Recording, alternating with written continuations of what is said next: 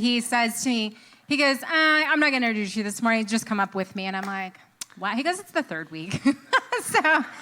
And then I did get an offer, though, to come on staff as one of the teaching pastors. I was generously offered $3 a year as my salary. I thought it through. It was awesome. Really hard. I did decline. However, apparently, we must have been decent in our communication last service, because in between services, she said, we could offer you 6. So she's come. They've doubled it. They've doubled my salary offer. So I know I got a raise already. So then I just said, I go, ooh, you've doubled it. I go, now you're sweetening the negotiations for me. But then I said, yeah, I still don't know if I could take that. And she said, well, I have boundaries. And I said, well, I would need to communicate my needs. And so the negotiations continue. So stay tuned. Yeah, a lot of fun. Well, if you're a guest with us, this is my wife, Linda, and my girlfriend. I always try to keep my wife and my girlfriend the same person, then I don't get in trouble. All right? And come on. We've been married 29 years. As of July 24th, we have 3 boys, and we'll be talking about that today. We're in a series called I Don't, The Other Side of I Do. The series was born out of the vacation that we had back in the first week of May of this year. And just talking about how when we get married, there's a lot of things that we say I do to that we don't know what we're saying I do to.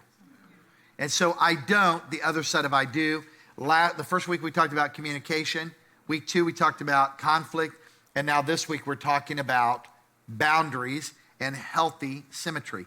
So I want to challenge you to just silence your cell phones and just be ready to take some notes. And here we go. Ephesians chapter 5, verse 15 through 20 says this. Paul said to the church at Ephesus, he says, be very careful then how you live. Not as unwise, but what? As wise.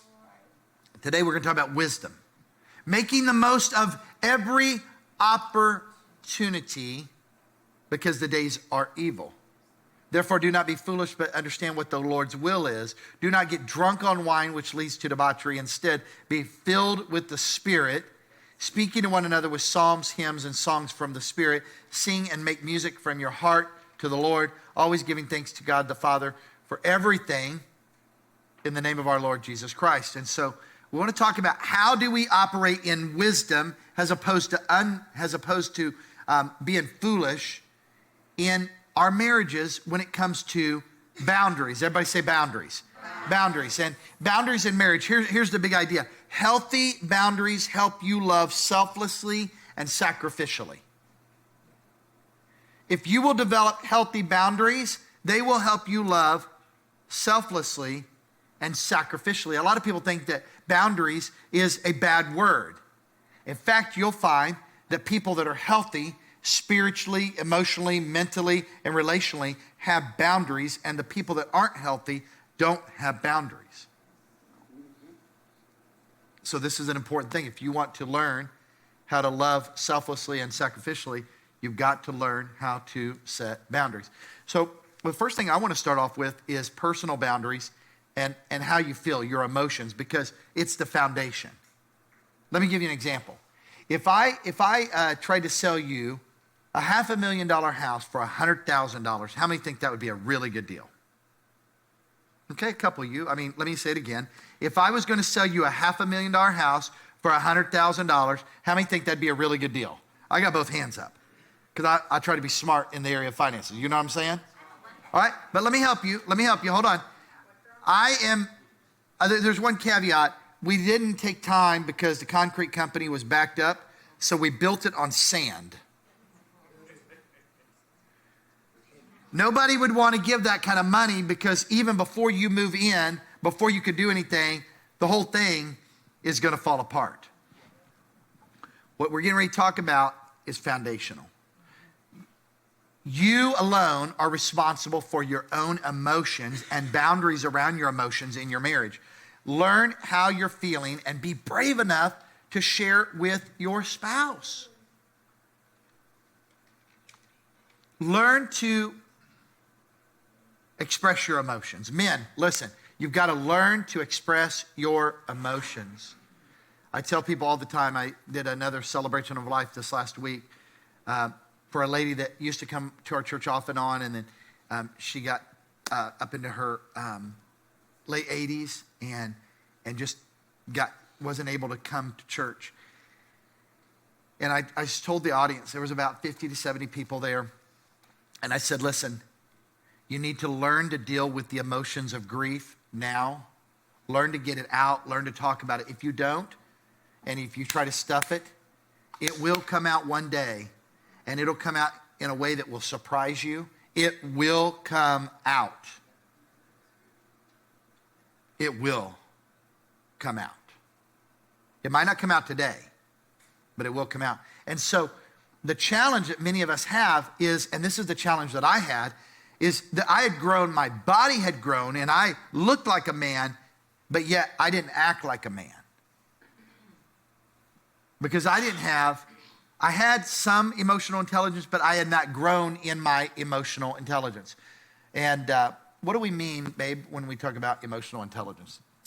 So the all-knowing Google, you go there when you need information. I love their definition, actually, that I found was on emotional intelligence. It's the capacity to be aware of, control, and express one's emotions, and to handle interpersonal relationships judiciously and empathetically. So for that is foundational, and it bleeds over into our personal boundaries. So for us, one of the things that really became a challenge was I really valued that I had hobbies that I could do, or friends that I could spend time with, or just having downtime.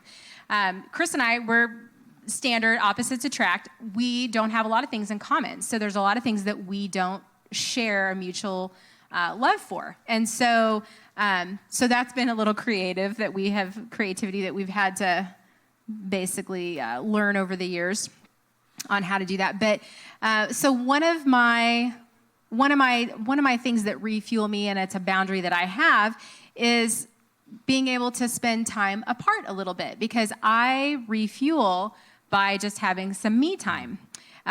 So with that came there was kind of something that we learned, and we didn't learn it until much later, that Chris really struggled with abandonment issues. So that came about as a result of just his upbringing and everything. So this is the shameless plug that I'm going to put in for counseling, because that would have been tremendous help for us kind of before we got further down the road in our marriage. So imagine going into a marriage, if you're going on a trip, you're packing your bags and you're going on this trip. So when you go down the aisle, essentially you're packing your bags, but there's also a bag that's already been packed for you. And it's the baggage that your family, your upbringing, all the circumstances that surrounded that, they packed that bag and they sent it with you. So we have all of this baggage now that's unhealthy baggage that needs to be dealt with for us to be able to have a healthy relationship. And so I would say there were a number of years that I stayed home with the kids initially. And if you're a stay-at-home mom, then you know that when you are trapped home with 2 or 3 heathens nonstop, you need a break. So I would tell him, because I had a couple girlfriends. One of them lived out of town, and she lived in St. Louis, and she recognized that there were times and seasons when I'm like, I need a break. And so she would call and say, hey, why don't you come to St. Louis for the weekend? I'll even pay your expenses to get you here, and I'll cover everything that we do that's fun.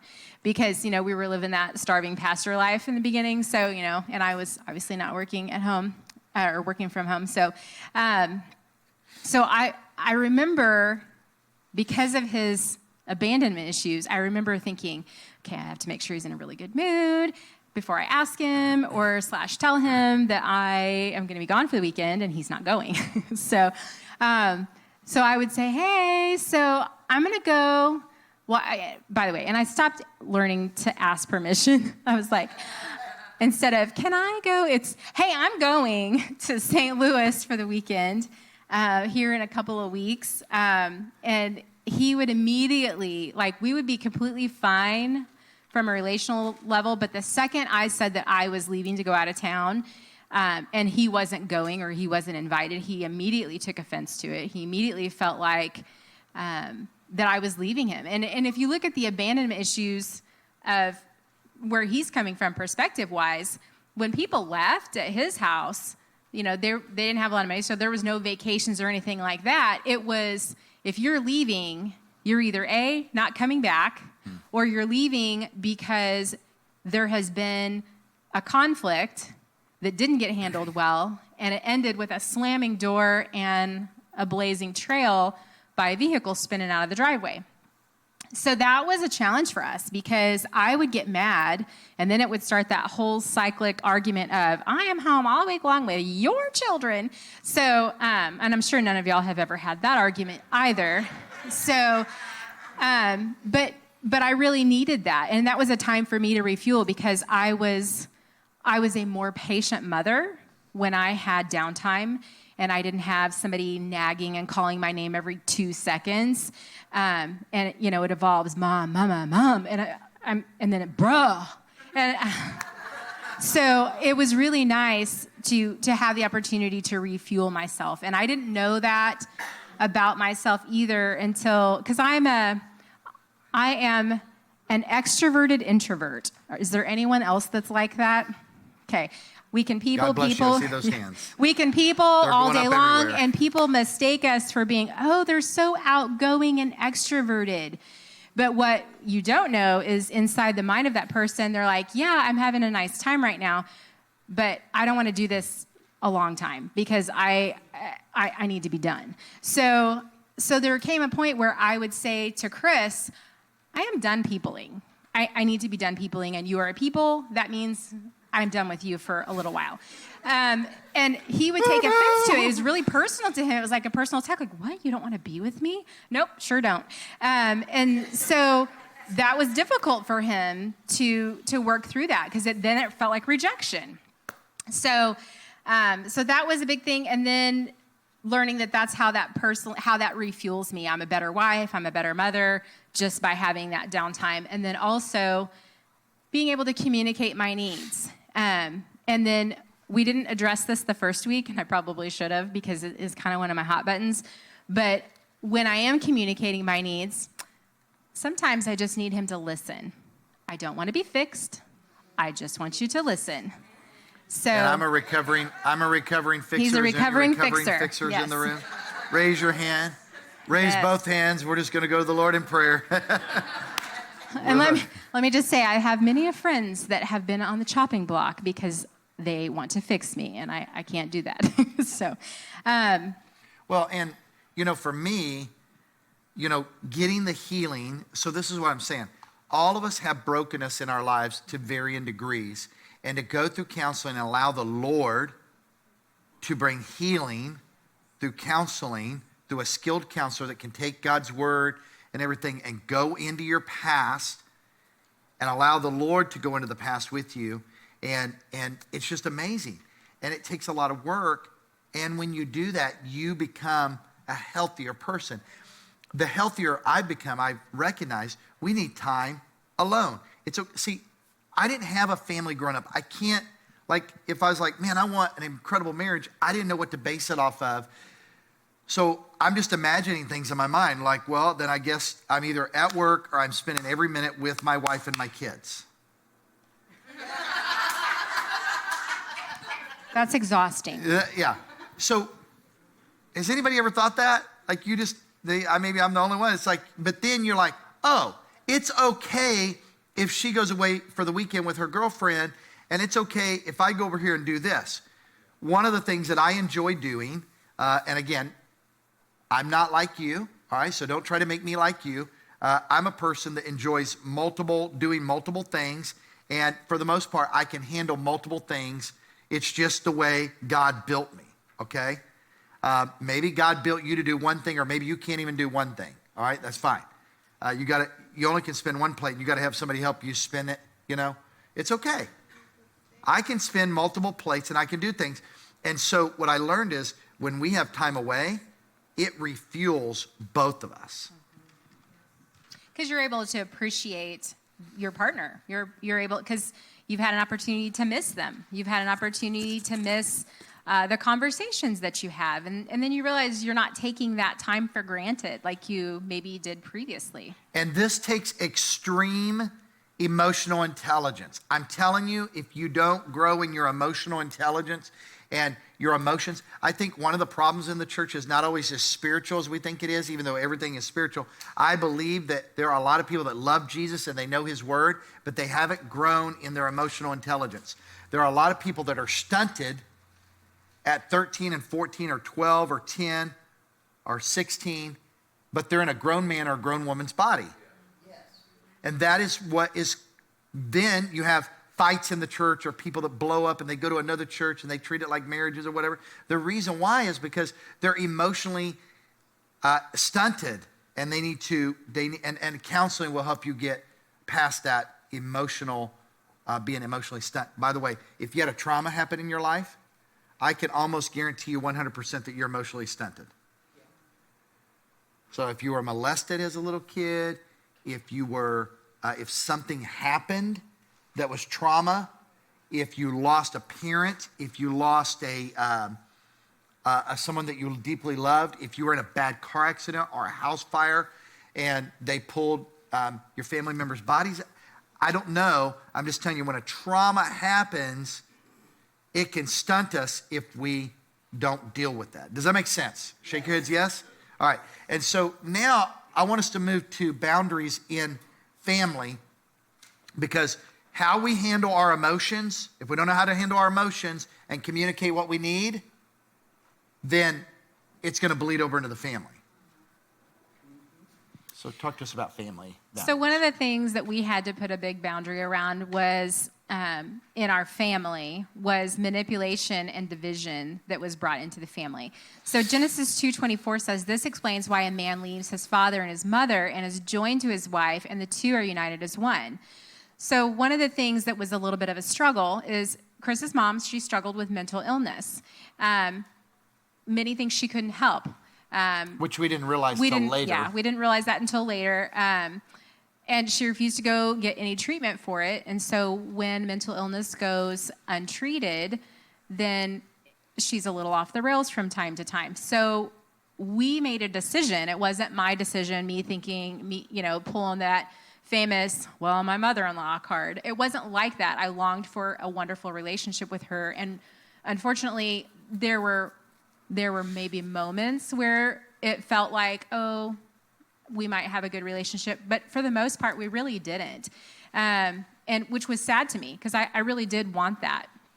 But because of some of the things that she would do with her mental illness, and she didn't have emotional intelligence, we decided together that it was not healthy for our children to spend a lot of time with her. And it wasn't even healthy for us to spend a lot of time with her. And so I say that because the time a lot of times resulted in a toxic environment. And so instead of building us up, it was doing more damage than good. And so we did not completely alienate her from our lives. However, we only allowed certain time frames that we would spend with her, and we would limit that time. And rarely... the older our kids got, we would explain it to them. Well, and they make observations, because then they would say, Grandma did this. And we're like, I understand. And so, we would talk through that, and it gave us an opportunity to do that. But it was really important. I mean, that's hard. I mean, those are your parents. I mean, it's really hard to do that boundary, but it was necessary for us and necessary to protect our kids.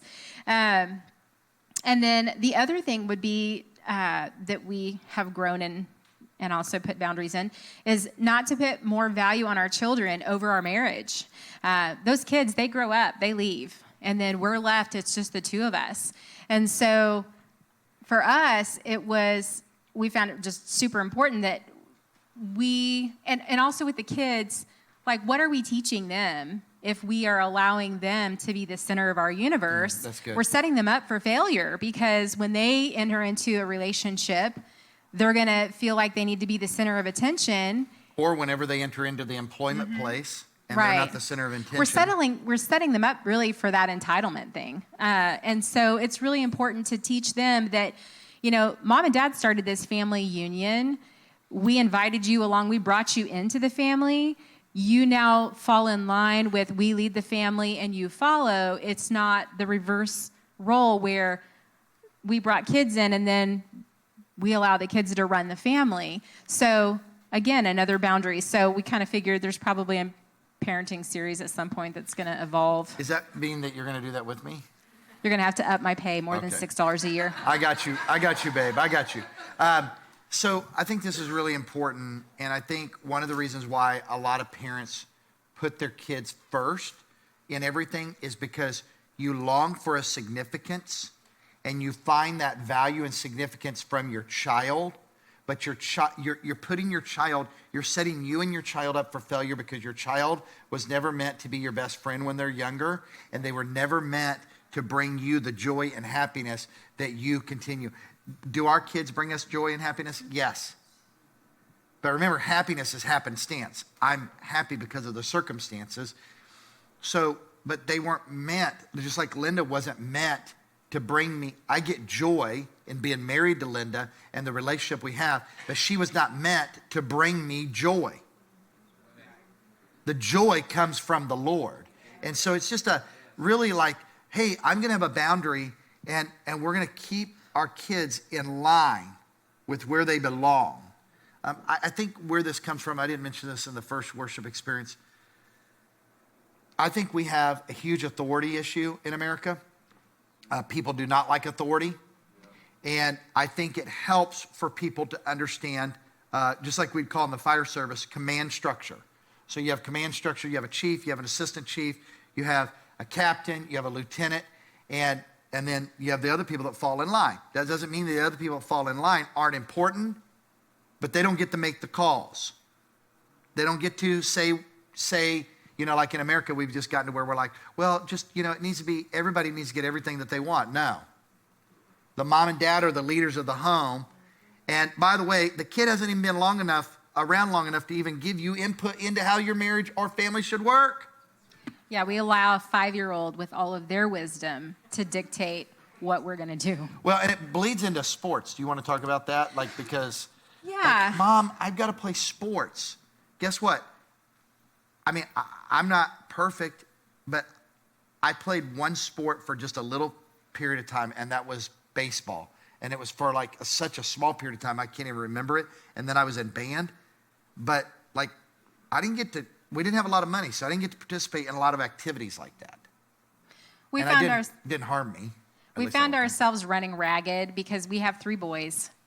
There's 6 years between our second son and our third son. So there wasn't as much overlap there, but our older 2 are 19 months apart. So but they were just old enough to where sometimes, if we were really lucky, they were in the same age division for depending on which the season it was or how the divisions were divided. But there were seasons where we had 2 kids playing in 2 different divisions, and they've got soccer practice. So we're divide and conquer. Okay, you take this kid and go to practice on these 3 nights a week. I'm going to take this kid.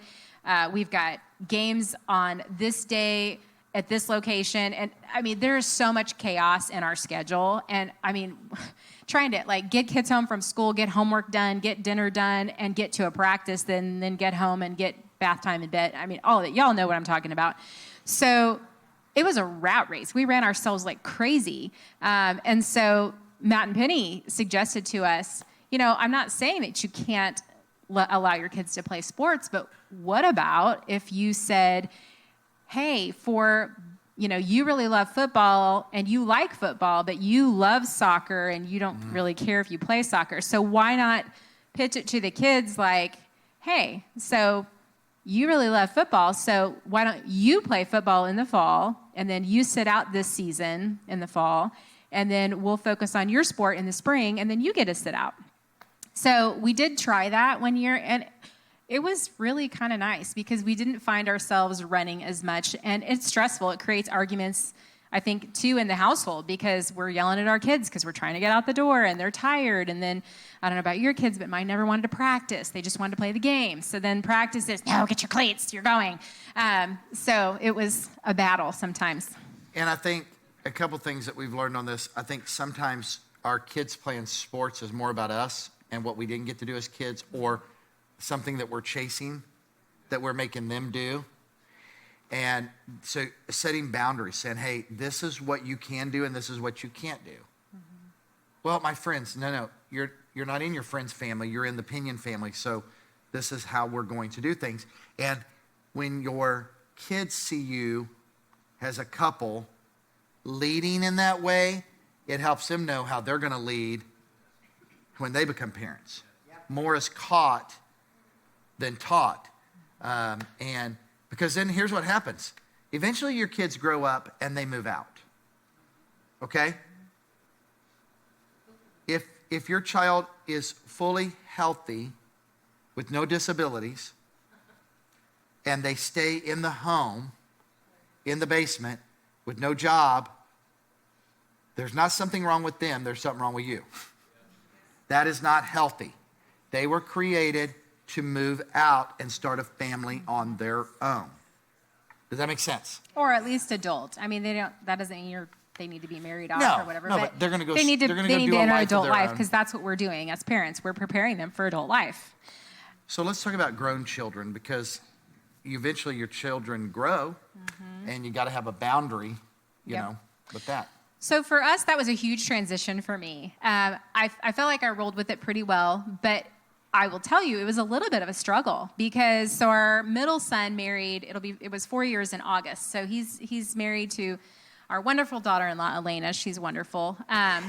But I remember, so my boys and I were really, really close. Chris has addressed this in other sermon series, where he's really struggled with being a workaholic. So there were a lot of times where it was just the boys and I. And so they didn't have as close of a relationship with him as they did with me. So I was essentially their person. Some of the conversations that we had, I will tell you, I didn't want to be their person, but I was their person. But I remember it was a little bit of a struggle where I felt kind of like I just got a demotion, because when the kids got married, I learned very quickly, because I remember feeling sad, but then I had to be reminded that no, this is exactly how it was. He's supposed to leave his father and his mother, and he's supposed to cleave to his wife. And so I was no longer the first phone call of asking for advice. I was no longer the first phone call of calling and sharing excellent news or bad news, or even just calling and telling me and just kicking it around and holding me hostage on the phone for 30 minutes, telling me about their day. I mean, I was no longer that person, and it was sad, and I mourned that. But then I had to intentionally find the joy in, no, he has a spouse now, and that is his person, and that's the way God intended it to be. And so we've had to learn to celebrate that. So then the other piece of that is that realizing that we're no longer in a parenting season. Like, we're in this mentoring, coaching season now. It's totally different. It's a beautiful thing. But just kicking back to remembering last week, where we talked about just in conflict, asking the question, can I give you some input? Because we as adults who've already lived some of that, I mean, we've been married almost 30 years. When we see our kids in their early married years, or even in their early single adult years, we can kind of see, oh, I don't know if that's going to go quite the way you think it's going to go. So we kind of see the red flags going up, and we really don't want to see them have a complete derailment. But the reality is, it's different in the relationship in that season than it is when they're still a teenager living at home in high school. Because if I see that coming, it's a, no, you're not doing that. But now I can't say that. It's, can I give you some input? If they say no, you have to respect it. You have to respect it, and you have to allow them. And you may know in your head they're going to completely train wreck this, but you have to let them, because the reality is we train wrecked it. We're okay. We got through it, and so we learned it the hard way. We could have saved ourselves a lot of grief if we had have listened and gotten input from someone. But so that was kind of one of the things, a boundary that we have in place. And then just also respecting how they conduct their finances, because sometimes we think, was that a wise financial decision to go and do that? We have an almost 20-year-old now, and I continually question to myself all the time, is he ever going to make good financial decisions? Because when he makes a bad financial decision, it usually results in a phone call to Bank of Mom and Dad. But we have told him Bank of Mom and Dad is closed, so stop making bad decisions. But and then also when they start having kids, that's another thing that is new, because Graham is 2 now. So I grew up in the era where I earned a lot of spankings, and I got them. And it was the buy one, get one free. If you get a spanking at school, you get one at home. And sometimes it's you might get 3. It might be a mom spanks you because she's the first one to greet you, and then she tells dad, and then you're like, oh, man, and dad's coming home. So it's a different era now. And so now you've got, your kid who you either parented like you were parented, or you really didn't like how you were parented and you completely changed that. So, but respecting how your kids are going to parent. So I have only made one misstep where I have snatched, and it's funny how these things happen and then you think later. There was one moment where there was a toddler outbreak of disrespect to his mommy, and I very quickly snatched him up and gave him a very loving pat on the bottom. And I realized I did that in front of my daughter-in-law, and then I was like, oh, snap. So thankfully she wasn't mad at me. I mean, I think I caught her off guard like I just spanked her, but so I just immediately said, Brianna, I am so sorry. I completely overstepped my boundaries. That was not my place to do. Please forgive me. And so sometimes we make mistakes, but we have to ask for forgiveness, and we have to own it when we do. So I'm really careful to make sure that I always ask. When Graham wants something, we have to ask mommy, because I'm not mommy. And so one of the things that makes it hard to transition into being the coach and mentor to adult children is that we were their friend. So when they become adult children, we can be their friend. When they are kids and teenagers, you are not their friend. All right? We do not negotiate with terrorists. Yeah, we do not. This is so important. This is why emotional intelligence, with the foundation of emotional intelligence. So for example, I wish I would have learned, look, I'm not your friend. I'm your dad. And this is what I'm asking you to do. And whether you like me or not, that's not the issue. And I see a lot of parents make their 12-year-old or their 10-year-old or their 5-year-old or their 16-year-old their best friend. That's not the season. Let me give you an example. For a long time, I struggled in my leadership because I would make everybody my friend. Well, then they felt like they were my friend, but I was also their boss and their pastor, and then they didn't know how to wear hats, so they felt like they didn't have to do what I was asking them to do. Like they could just kick it like a friend. And I had to learn I can't operate like that with everybody. Most people on staff now, I can operate and we can wear different hats, but some people have a hard time with it. And if you have a hard time wearing different hats, I'm probably only going to wear the leader and the pastor hat with you, and we're not going to be good friends. There's no offense to that. It's just you don't have that emotional intelligence enough to say, hey, I'm being the boss right now, and what we did last night, hanging out and going and getting a burger and fries and a Coke, mean nothing. Because right now, we're talking about your workability or your lack of workability or whatever. And that's so important with our kids. And if you made them friends too early, then you you ruin the process. And you confuse them. Don't confuse them. And I feel like you also, in that you're breeding, they don't understand hierarchy. So then when they get into the job, into the workplace, they don't understand what that looks like, and they have authority issues. Yeah. And we have a generation, I believe that there is a generation coming up that I think it's cross-generational. We have authority issues in America. And by the way, if you have an authority issue, you also have a submission issue to God.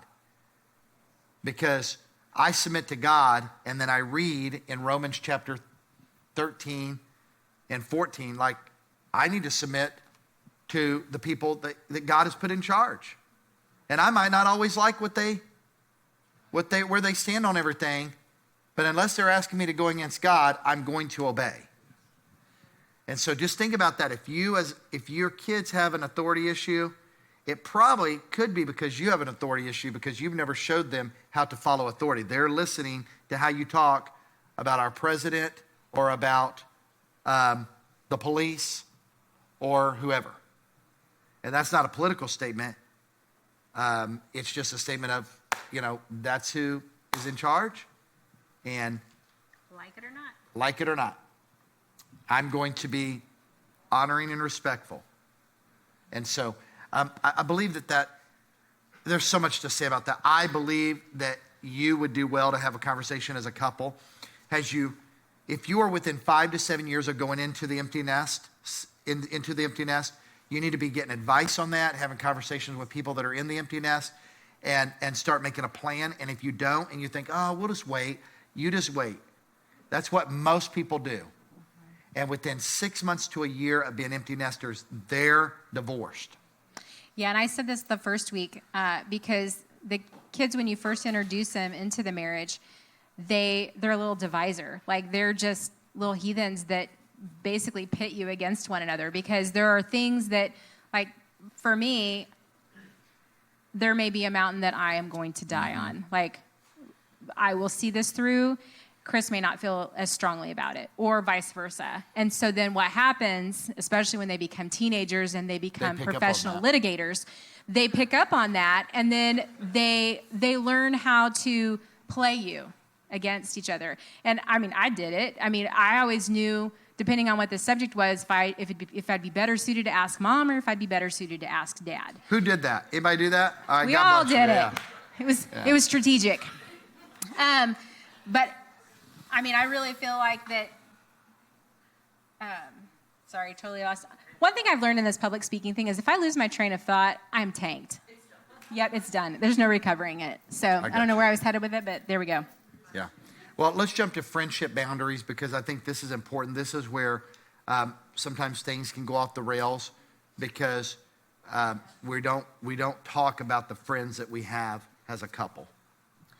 Yep, and we have friends that we bring into the marriage, because all of us had the friendships that we had before we got married.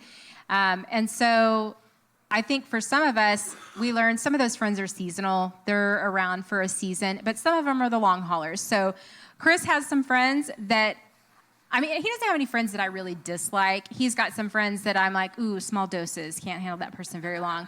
But I mean, we can hang out with them. Now everybody's wondering in the audience if they're one of those. It might be you. You'll never know. You'll never know. But I really liked this verse, and I looked at the different translations, and my favorite translation came out of the International Children's Bible because it was so simplistic and so direct. But 1 Corinthians 15:33, do not be fooled. Bad friends will ruin good habits. And I think you have to ask yourself the question, do my friends, do they speak life into me? And then are they a friend of the marriage? Do they support your spouse? Are they constantly trying to pit you against your spouse? Are they a safe person? Are they someone that you can, if you need to have a conversation about your spouse, are they going to take your personal offense and project it onto your spouse? Will they be able to move on past that? So, because your spouse isn't perfect, they never will be. And so if you're able to share that with your friend, and it doesn't change the way that your friend views your spouse, because it's really hard. That was one of the things that Chris and I even learned in ministry. People, I mean, I'm just going to be blunt and say, people aren't nice, because everybody has an opinion, and sometimes their opinion is cruel, sometimes it's mean, and sometimes it's just way off base. But we had to learn a long time ago that he can't tell me everything, and that's a boundary that he's had to have. He can't tell me everything, because sometimes if he does, there are moments where if somebody has a personal critique about my husband, whether it's true or not. I mean, it's their perception, it's their reality. But I find it very easily to take that on sometimes and be like, where they at? You know, like, you and me. Sometimes I want to tell her. Stick me on them. And I'm like, hey, baby, I bought you a new gun. No, I'm joking. I'm just joking. Man. It's just a joke. He's projecting me as very violent. It's a joke. Here's the deal. The question is, and this sounds like a joke, but it's serious. Do you have friends? You need some friends. I know people say, oh, my only friend is my spouse. Wrong answer. Because there are things that you need from a friend that you can't get from your spouse. And so, I don't have a lot of best friends, but some of my best friends, so like two of my best friends is Tim Crable and Chris Ward. Yearly, we do a planning together. So we do a Thursday afternoon, 3 or 4 in the afternoon until about 9 or 10 at night. And then we come back on Friday morning. We do all day Friday until about 4. And we evaluate last year and then this year that we're coming out of. And then we plan spiritually, business-wise. And like I plan, I tell them thoughts I have and dreams I have for our church, for our marriage, for me personally and my physical health and everything.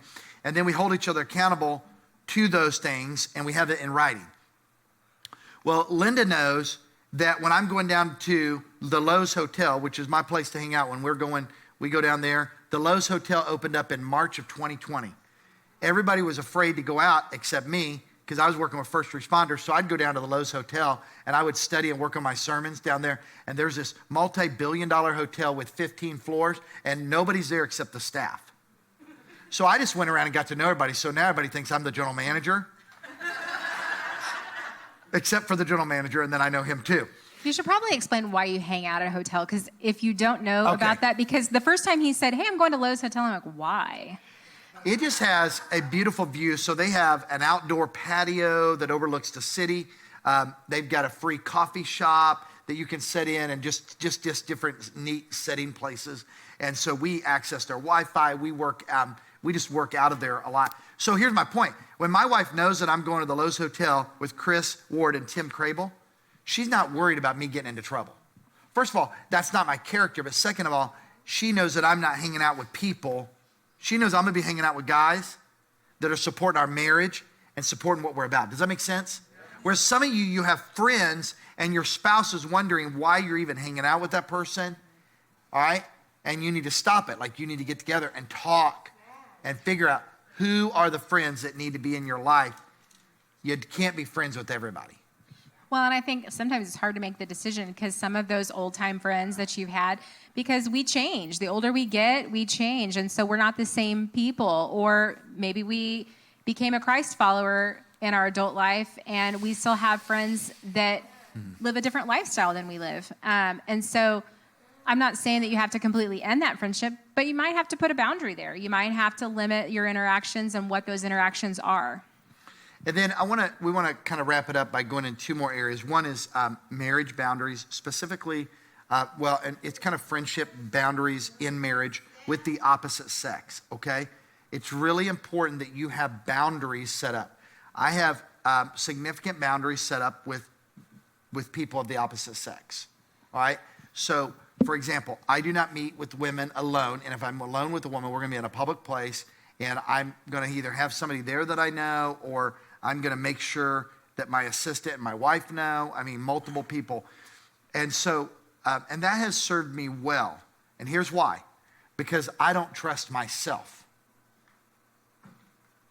So if I had a 5-gallon of gasoline right here up to the top, and I had a torch right here, and I brought that torch just right over the gasoline, David, would you be okay? Why? It's too close, right? Now, if I had a 5-gallon gasoline and it was over here on the other side of North Scott and down here at 155th Street in North Scott, I had a blowtorch and it was going full blaze, would you be worried? Because they're far enough apart. I think it's really important that we have boundaries when it comes to the opposite sex.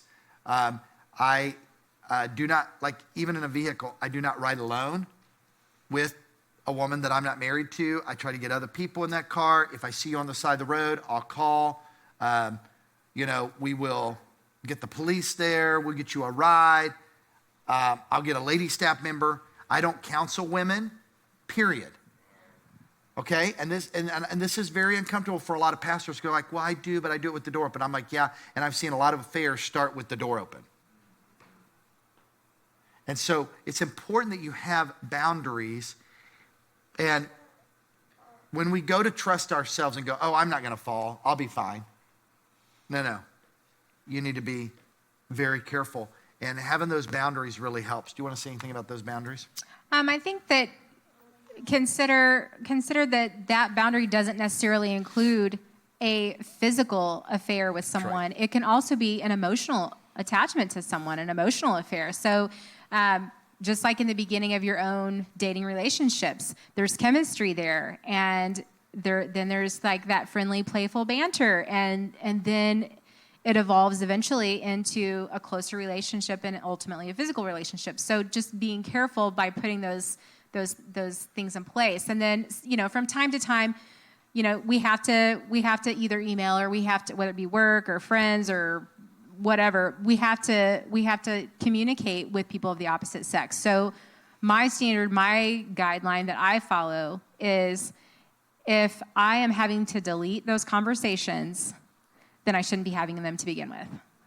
So I always question that what I'm sending, can I show this to my husband, and is he okay with this? And if he is, then I can send it. But if not, it should never be sent. And the other thing is, at least for me, the way I've operated too is there's no off limits for me.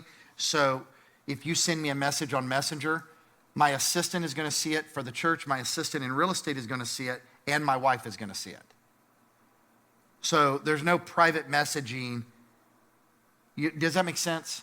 I know that makes some of you uncomfortable, like, oh, I don't know about that, Well, you better figure it out, because I'm telling you, having this boundary has so far kept us. I've only been with one woman, and that's Linda. Now, have I ever been tempted? Yes. But when that boundary is set up, and Brandon and I talk about this a lot, when that boundary is set up, bro, it's going to protect you. It's like a fence around your yard. Yep. And then the other thing I want to talk about is just being intentional about having regular time together and date nights. And this is really going to you've got to be intentional. Life is busy. I don't know of anybody that says, oh, I don't have anything to do in life. Life is busy. At the same time, you've got to be intentional about time with one another. Okay? And really how that rolls in is, work can come in, work can start coming over, or just life.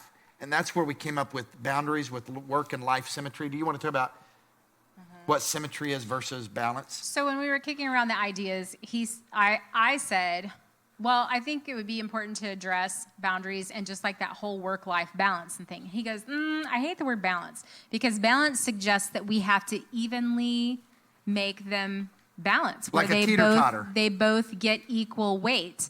And so then we were kind of like, well, what other word would go well there? And so we came up with symmetry. And symmetry is correct or pleasing proportion of parts of a thing. So some things are going to get more weight than others. And so it's a matter of keeping things in proportion. So I know for us, seasons of life is a huge thing. There are seasons of life that are busier than other seasons, or where our commitments are heavier than other times. So there's a difference between if it's a lifestyle or a season of life. If it's a lifestyle, we're in this busy season and it just never stops. If it's a season of life, like for us in ministry, I know that Easter and Christmas are busy. They're busy in the ministry world, and I know he's going to be gone more. He's going to be busier. Our staff, it's the same thing, but you know that there's an end in sight. So about 4 days after Easter, when they've had all their meetings and rested and all that, we're going to kind of resume some level of normalcy. So I think that when you're in a season, whatever it is, where it's a busy work season, maybe you're an accountant, and you're like, that until you get to April 15th, life is crazy. After that, you've got some breathing room, and then it hits again in October when everybody's filed their extension. So I think it just depends on whatever season of life that you're in, and you'll be able to identify, these are my busy seasons. But then it's a conversation if we say, hey, I'm only expecting it to last 4 weeks. If it lasts beyond that, then it's a conversation of, okay, we're at 4 weeks. We're not wrapped up yet. Where are we at? And then it's constantly having that conversation. One of the things that serves us well, one of the slogans that I use is, if it isn't on the calendar, it doesn't exist. Okay? So I live by my calendar unless there's an emergency. So what we do is we conversate about our calendar. So like this last week, on Sunday, we were talking about our week, this past week, and we realized we had something on Monday night, Tuesday night, Wednesday night, and then Thursday, Friday, and Saturday, we didn't have anything, and then we have something on Sunday and Sunday night. So we had to make the hard call of going, okay, I was leading something for real estate related on Tuesday night that I couldn't get out of. She was leading something related to church on Wednesday night we couldn't get out of. So we had to axe Monday night. People were anticipating us being there. They wanted us to be at this dessert thing, and we had to say no. Now, I know this is a new word for many of you, so let me help you in how it sounds. No. Now, it's going to sound different to your ears, okay, because you've never used this. So just help me. You're going to go, no. No. Say it again. No. And it sounds mean. Yes, you know how to spell it. But just say it. No. Thank you for the invite. We are not available this time. Well, we really want you to be there. I can appreciate you really wanting us to be there. At the same time, the answer is no. And here's what I've learned. You don't have to always give people an excuse. My counselor's been working with me on this. You don't have to give people an excuse. Now, if your job is wanting you to be somewhere, you better be there if you want the job. All right? So I'm not saying try that with your boss. Like, no. The whole church will be unemployed and nobody will be given next week. All right? So here's the deal. Guys, listen. Your schedule and so let me ask you a question. What you're doing this next week, is it on your schedule? So people will ask me, hey, can you speak at this event or can you do this? Well, you need to talk to my assistant. Oh, you think you're big time because no. Because if I don't have my assistant doing my calendar, I will overbook myself and I won't be able to be anywhere. We can't do it the week of. There has to be an exception. Now, if my wife asks me to do something, I'm going to move things around so that I can do that because she's my wife. Okay? So a month or two out. So like last night I got an email. I got a messenger on Facebook Messenger, a guy that he and I have been trying to find a time to meet. He goes, hey, found a time, 1 p.m. next Saturday. I said, no. Saturdays do not work for me. Saturdays, that's my Sabbath. That's my time. So let's find another time, Monday through Friday, during the day that works. Let me show you how awesome this works. Your doctor, how many of your doctors, your medical doctor, works past 5 or 6 o'clock at night and works on the weekends? Anybody? I'm not talking about surgery. All right. So how many of you work during the day, Monday through Friday? All right. But how many of you find time to go to the doctor if you need to go to the doctor? Do you see what I'm saying? People will find the time. And so we have a conversation about calendars all the time. All right. And I would suggest that you, if you're not used to having this conversation, do yourself a favor and for the next month, write down everything you do for a month and then boom, have a conversation. And the only other thing that I would add to that, because we're going to wrap it up because we got to get you guys home, but somebody brought up a really good point in between first and second service, and it's so true. And I mean, I do it, and I don't know why I didn't think about adding it, but when it comes to volunteering, whether it's volunteering at the school or volunteering with church or volunteering with a nonprofit that you support, all of those things are good things. They're really good things. But you really do sometimes need to take a look at how busy you are, because even though those things are good and you want to be able to give your best, you can't, because you're stretched too thin. And so they're not getting the best out of your volunteer opportunities. So I would just encourage you to evaluate all of your work-life balance, your friend balance, your family, and then also your volunteer opportunities, because all of those things have an opportunity. Because we had every intention of going to the thing on Monday night. It's a good thing. Like, we wanted to go to that. And it was hard to say no, but we had to, because we had been going nonstop the week before. We'd been Thursday, Friday, Saturday, Sunday. And then if we'd have gone to Monday, then we already had events Tuesday and Wednesday. It's not good to go that long. And if it's a season, yes. But in our lives, we're busy. Everybody's busy. And so that's a normal occurrence to have something every single week. So it is hard to say no, but you do have to say no sometimes. Yeah. So learn to have those boundaries where you have conversations around your schedules. And if it's a tough season, we were in a tough season with her mom, we had to put her into memory care. That was a tough season. And so we had to slim down some things. And then my mom, I was going to memory care to see my mom before she passed. We had to slim down some things. I had to say no to some things and slim some stuff down so that I could have breathing room. And it's okay to have that. All right? Is there anything else you want to add before I close? All right, let's give Linda a hand. Let's put the big idea back up there. I want you to see the big idea again. The big idea is healthy boundaries help you love selflessly and sacrificially. This is so important. And there's no way that you can do this unless you become healthy yourself. So can I pray for you?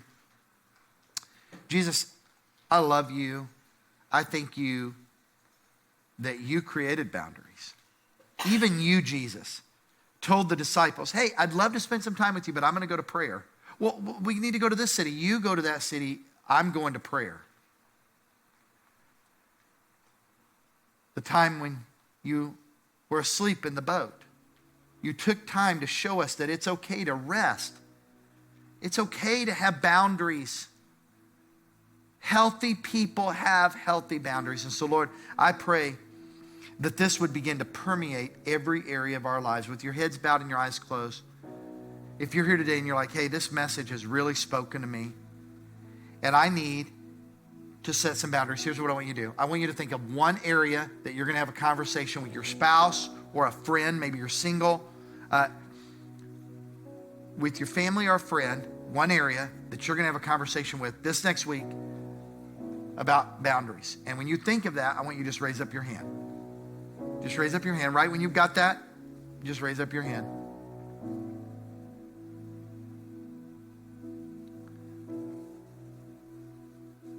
Maybe it's boundaries in the area of finances. Maybe you need to go back to the budget. Whatever it is.